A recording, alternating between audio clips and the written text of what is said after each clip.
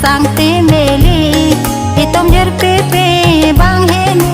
lang roi ke juida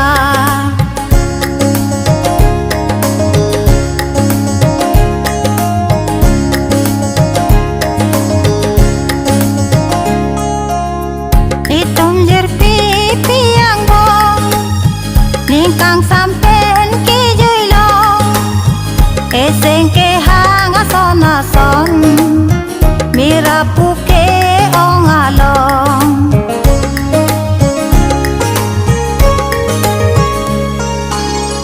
itom jer pipi yang bong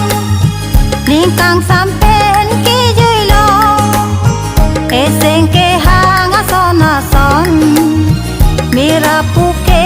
ong along lang roi ariri ariri asang tingeli itom jer pipi bang heni lang roi ke juidam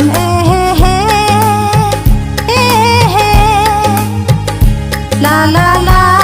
la la la la la la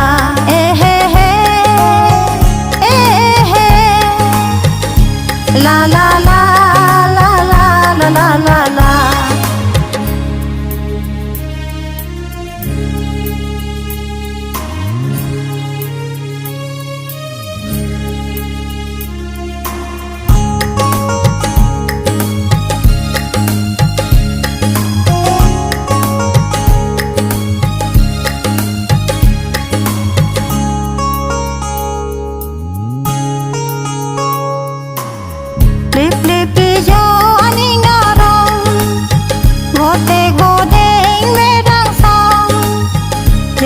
jer po pening arong